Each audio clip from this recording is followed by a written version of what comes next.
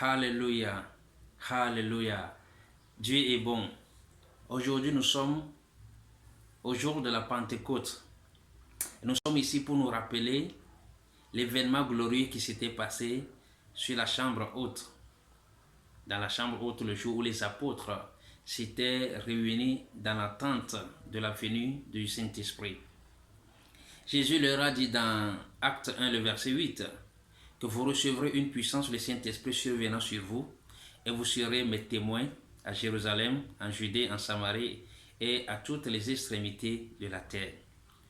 Pourquoi Jésus leur avait-il demandé d'attendre? C'était des gens qui avaient marché avec Jésus. Ils étaient allés à l'école de Jésus pendant 3 ans et demi. Il les avait même envoyés prêcher, guérir les malades. Il les avait envoyés faire des miracles. Pourtant, à la veille de son départ, il leur a dit, attendez, attendez. Jésus ne voulait pas que l'œuvre qu'il laissait à la charge des apôtres, des disciples, puisse se faire selon la chair. Alléluia. Il a compris une chose essentielle, que l'œuvre qu'il confie à ses disciples était une œuvre éminemment spirituelle et on ne pouvait la réussir qu'en étant dans l'esprit. La chair ne pouvait pas aider à réussir cette œuvre-là. Voilà pourquoi il a insisté que les apôtres attendent. Bien-aimés, pour être un témoin de Jésus, puisqu'il a dit, vous serez mes témoins. Le témoin, c'est quelqu'un qui a vu, qui a entendu, qui a expérimenté. Le témoin du Christ, c'est quelqu'un, un disciple qui est prêt à mourir avec Christ, à souffrir pour Christ. Il savait les choses que les apôtres sont appelés à vivre après son départ. Ils ne pouvaient passer par toutes ces choses en étant dans la chair. Sinon, ils allaient le renier au premier point. Jésus avait besoin de leur envoyer le consolateur, comme il avait promis dans le livre de Jean, l'évangile de Jean. Le consolateur, l'esprit de vérité pour être avec eux. En eux, sur eux et avec eux, autour d'eux. C'était très important que les apôtres reçoivent cette présence pour devenir de véritables disciples, de véritables témoins. Bien-aimés dans le Seigneur, nous sommes aujourd'hui en train de célébrer cette fête de la Pentecôte, mais avec quelle compréhension nous la célébrons? Pas juste pour être remplis du Saint-Esprit. Rappelons-nous, lorsque les apôtres avaient reçu cet esprit, ils étaient là en train de danser, d'expérimenter cette communion fraternelle entre eux, cette communion avec Dieu, et dans les 4 murs, tout ça leur suffisait. Mais qu'est-ce qui s'est passé par la suite? Dieu a dû envoyer la persécution, Dieu a dû envoyer les tribulations et ils s'étaient éparpillés un peu partout sur la surface de la terre. Et partout où les gens arrivaient, ils avaient peur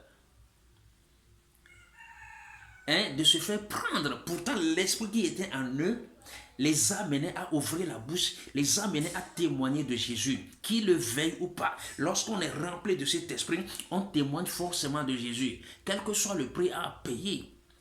Philippe a fui en Samarie. C'est pas qu'il voulait prêcher, c'est pas qu'il avait envie, mais l'esprit qui était en lui l'avait amené à ouvrir la bouche. Et lorsqu'il a ouvert la bouche, nous avons vu tout ce qui s'est passé en Samarie. Toute la ville était en ébullition et la ville avait reçu Christ. Au point que les apôtres Pierre et Jean avaient été envoyés par après pour commencer une église là-bas. Nous sommes à la Pentecôte et ce n'est pas une fête où on jubile, on chante, on danse, on est rempli du Saint-Esprit, on parle en langue et ça s'arrête là. Non. Alléluia. Rappelons-nous, le parler en langue en ce jour de la Pentecôte est significatif. Les tribus de différents horizons étaient là assemblées à la fête. Le jour-là, à Jérusalem. Et chacune de ces tribus entendait les apôtres prêcher dans sa langue. Ça veut dire que l'évangile doit parvenir à chacune de ces langues. L'évangile doit parvenir à chacune de ces tribus. C'est ce qui avait été fait. La volonté de Dieu, c'est que tous soient sauvés. Toutes les langues confessent que Christ est Seigneur. Alléluia. C'est là même le bien fondé et la raison d'être de la fête de la Pentecôte. N'allons pas célébrer la Pentecôte en étant dans nos 4 murs et en continuant d'être dans nos 4 murs. Une Pentecôte qui est célébrée sans qu'on ne sorte pour aller vers des langues qui n'ont pas encore entendu parler de Jésus, alors n'en est pas une. Une Pentecôte qui est célébrée en parlant juste en langue, en dansant dans l'église, n'en est pas une. Parce que Christ, en envoyant son esprit, c'est que l'esprit vient nous galvaniser, l'esprit vient nous donner le courage, l'esprit vient enlever de nous la peur, la honte, la peur même de la mort. La peur même des problèmes, des tribulations, des persécutions, la peur de la prison, la peur de la faim, de la disette, la peur de la nudité, que l'esprit vienne en nous pour nous ragaillardir et enlever tout ça de nous et faire de nous de véritables témoins qui apportent l'évangile partout où besoin est. Alléluia. L'esprit est descendu pour que nous devenions des outils entre les mains du Seigneur. L'apôtre Pierre, le peureux qui a renié par trois fois le Seigneur, parce qu'il ne voulait pas se faire prendre avec lui et souffrir avec lui, à la descente de la puissance, à la descente de l'esprit, nous l'avons vu, le même Pierre se mettant debout devant ceux dont il avait peur.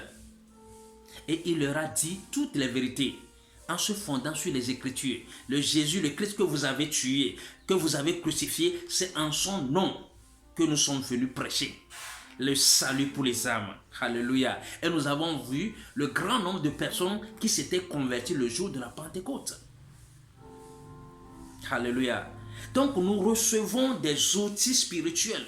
Nous sommes transformés profondément de l'intérieur vers l'extérieur pour devenir des armes, des outils efficaces entre les mains de Dieu. C'est la finalité même de cette fête. Si nous ne passons pas cette fête et que nous ne sommes pas transformés de l'intérieur vers l'extérieur, parce que nous n'avons pas reçu cette touche particulière du Saint-Esprit, alors on aura passé à côté de la fête. Alléluia. Les gens qui jadis avaient peur sont devenus des gens courageux. Alléluia. C'est le Saint-Esprit qui le fait.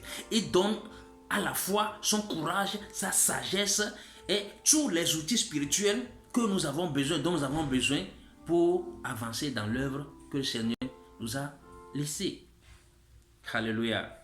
Alléluia. Ma prière pour toi aujourd'hui, c'est qu'à cette fête de Pentecôte, quelque chose de profondément, inouï s'accomplit dans ta vie. Quelque chose qui n'est jamais arrivé dans ta vie. Peut-être que tu n'es jamais arrivé à parler en langue. Tu cherchais, mais ça ne vient pas. Je prie au nom puissant de Jésus que le Seigneur t'accorde le parler en langue. Que le Seigneur t'accorde les visions. Comme il a dit dans le livre de Joël. Les jeunes gens, vos jeunes filles prophétiseront.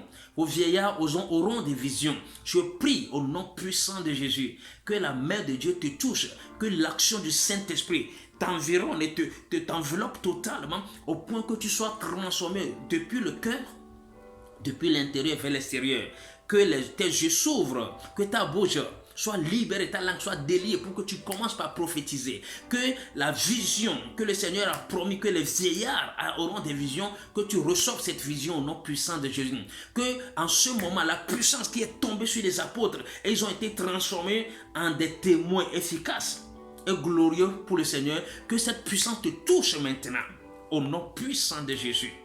Au nom puissant de Jésus, je prie que tu reçoives les armes qu'il faut pour désormais marcher en tant que témoin, en tant que soldat du Christ, quelqu'un qui va et qui gagne les âmes. Que tu sois un fou du Christ comme l'apôtre Paul.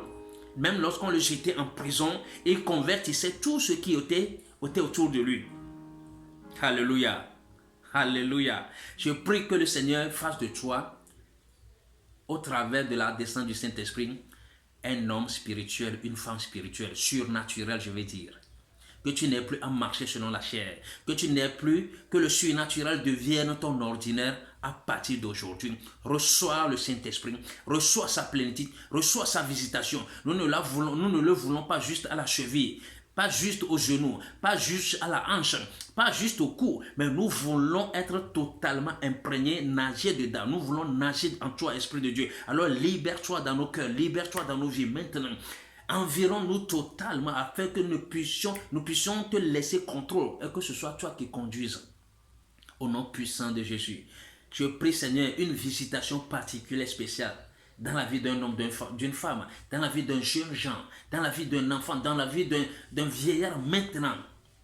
Fais-nous faire des choses extraordinaires. Fais-nous faire des exploits parce que tu nous avais été promis, parce que tu es arrivé. Nous nous ouvrons à toi pour te recevoir et te recevoir totalement. Merci Seigneur, dans le nom puissant de Jésus. Sois béni. Fais de la place pour le Saint-Esprit dans ton cœur. Et tu le verras te remplir jusqu'à débordement. Au nom de Jésus. Amen.